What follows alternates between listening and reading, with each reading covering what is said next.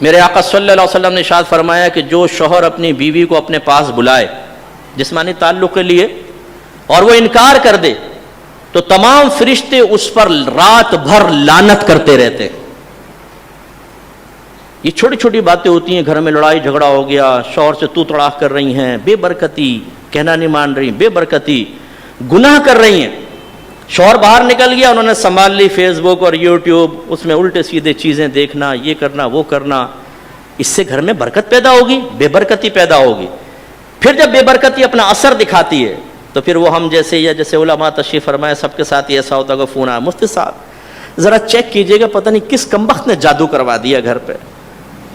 اچھا آپ نماز پڑھتے ہیں؟ نہیں. روزہ رکھتے ہیں؟ نہیں. قرآن پاک کی تلاوت؟ نہیں. علم دین سیکھا ہے؟ نہیں. آپس میں گالی گلوچ تو چلتی ہوگی؟ جی ہاں تھپڑ بھی مارتی ہوں میں تو. اچھا بچوں کی تربیت کی ہوگی؟ نہیں. شوہر سے بدتمیزی ہو، سینے پہ چڑھ چڑھ کے گفتگو، لیکن جادو کروا دیا کسی نے. بھائی کسی نے جادو نہیں کروایا، سب سے بڑے جادوگر آپ خود ہیں. گھر میں نحوست آپ نے پھیلائی ہوئی ہے. جب آپ علم نہیں سیکھتے ہیں، شریعت پہ نہیں چلتے ہیں، اپنے آپ کو عاشق رسول کہتے ہیں، لیکن جب نبی کریم کوئی حکم بیان فرمائے تو ہمارے چہروں کے زاویے بگڑ جاتے ہیں، ہمارا موڈ آف ہو جاتا ہے، ہم سرکار کے حکم کو چاہتے ہیں اپنے پشت کے پیچھے پھینک دیں، تو گھر میں برکت کیسے پیدا ہوگی؟ کسی نے جادو ٹونا نہیں کروایا، کسی کے پاس اتنا ٹائم نہیں ہے.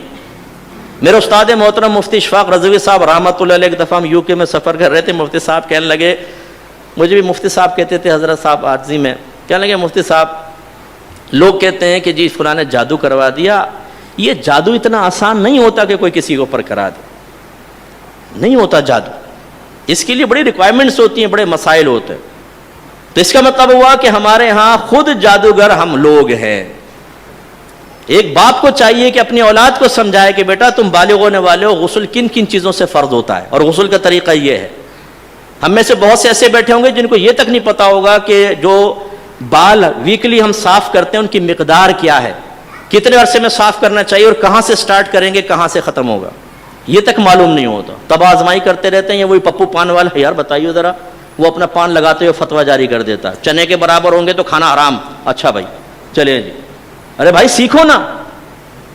بچہ ساتھ بیٹھ کر برہنہ ڈانس دیکھ رہا ہے، وہ شرم کی بات نہیں ہے. گالی گلوچ کر رہا ہے، شرم کی بات نہیں ہے. لیکن ابا شرما رہے ہیں کہ میں غسل کے مسائل بیٹے کو بتاؤں، منہ زیر ناف کے بارے میں بتاؤں، اس میں شرم آ رہی ہے بہت زیادہ. ابا بیٹا جو چاہے کر رہا ہے، دوستوں سے مشورے کر کر کے، انگلش موویز دیکھ دیکھ کر جسمانی تعلقات کے بارے میں کہ کیا لیمیٹیشنز ہیں وہ پتہ ہی نہیں ہوتی نوجوانوں کو. سیکھتے تو ہیں نہیں، کیا کیا گناہ ہو رہے ہیں گھروں کے اندر میاں بیوی کے تعلقات کے بارے میں، وہ پھر ہم سے پوچھیے کہ کیسے کیسے معاملات ہوتے ہیں.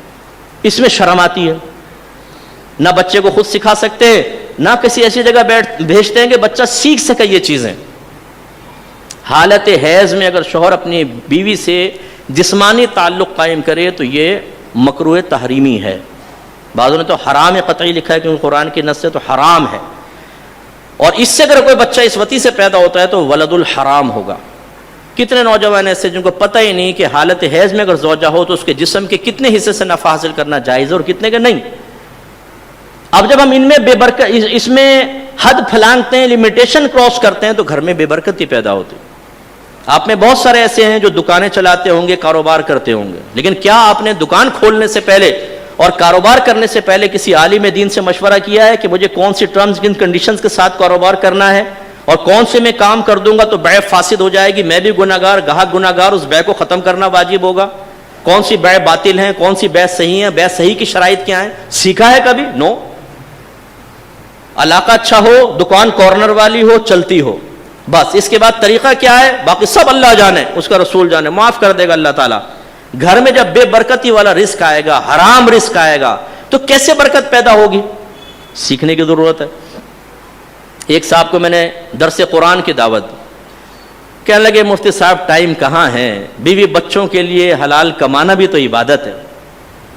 میں نے کہا کمانا بھی عبادت ہے یا کمانا ہی عبادت ہے؟ بھی اور ہی میں فرق ہے، ٹھیک ہے نا. آپ یہ بھی لیجئے، کھانا کھا رہا ہو نا مہمان، یہ بھی لیجئے یہ بھی لیجئے، دونوں کو شامل کر لو. یہ ہی لیجئے اس کا مطلب کیا ہے؟ ادھر ہاتھ نہ بڑھانا آپ. تو میں نے پوچھا بھائی بھی یا ہی؟ دوسری بات میں نے کہا انتہائی دائرہ میں رہ کے کویسچن، یہ بتائیں رزق حلال کہتے کس کو ہے؟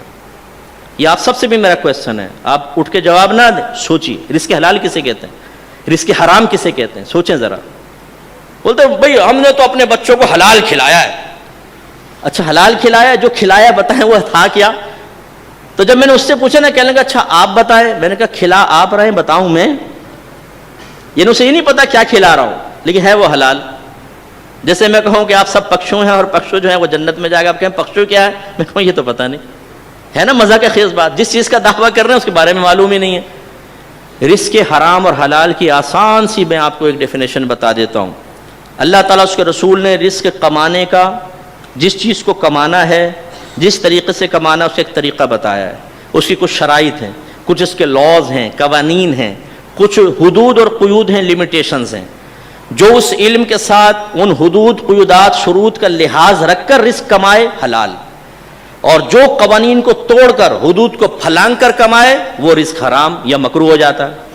اس کا مطلب یہ ہوا کہ رزق حلال یا حرام اس کا تعین کب ہوگا؟ جب پہلے آپ کے پاس علم ہو, آپ کو لمیٹیشنز پتہ ہوں, آپ کو قوانین پتہ ہوں, آپ کو شرعی شرائط پتہ ہوں, اور آپ ان کا پھر باقاعدہ لحاظ بھی کر رہے ہوں, پھر رزق حلال بنے گا. اب جس کو پتہ ہی نہیں کہ لمیٹیشنز کیا ہیں, اور وہ یہ دعویٰ کرے کہ میں رزق حلال کما رہا ہوں, بھائی بڑی عجیب و غریب بات. آپ اگر جاب کرتے ہیں کسی آفس میں, کسی فیکٹری میں, یا آپ ٹیچر ہیں, صبح 8 سے شام 5 فرض کر لیں آپ کی ڈیوٹی ہے, تو آپ اجیر خاص کہلائیں گے. اجیر کہتے ہیں امپلائی کو, خاص امپلائی کے آپ ایک ادارے کے ساتھ وابستہ ہیں. آپ اپنی پوری تنخواہ کے 2 چیزوں کے بعد مستحق ہوں گے اجیر خاص. نمبر 1, آپ ڈیوٹی پر اس ٹائم میں اپنے آپ کو حاضر رکھیں, چاہے کام ہو یا نہ ہو. نمبر 2, دیانتداری سے اپنا کام پورا کریں. پھر کام کے 3 درجے ہوتے ہیں, اعلیٰ درجہ, اوسط درجہ, ادنا درجہ. اگر پہلے سے کوئی طے نہیں ہوا آپ کی فیکٹری آفس میں, کم از کم اوسط درجے کا کام, پھر آپ پوری اجرت کے مستحق ہوں گے. لیکن ہمارے یہاں کیا ہو رہا ہے, ہو سکتا ہے کوئی گورنمنٹ جاب والا بیٹھا ہو تو بولے گا کاش میں نہ بیٹھتا, آج مفتی صاحب کے سامنے خواہ مخواہ ڈسٹرب کر کے چلے گئے. ڈیوٹی شروع ہوتی ہے 9 بجے, پہنچتے ہیں 11 بجے. پھر اپنے پارٹنر کو کہتے ہیں یار ادھر لگا دیو نا, کہتے ہیں ہاں وہ 9 ہی لکھے گا نا. پھر شام کو یار آج وہ پاکستان کا میچ چل رہا ہے, ذرا جلدی نکلنا ہے.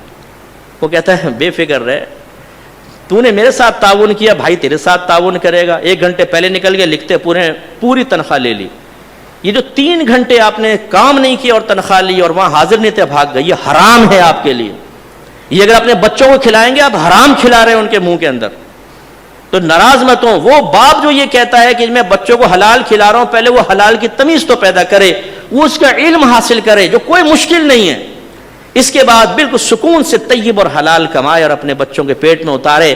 وہ رگوں میں جائے گا, وہ آنتوں میں پہنچے گا, برکت پیدا ہوگی, بچے فرما بردار بنیں گے, نیک بنیں گے.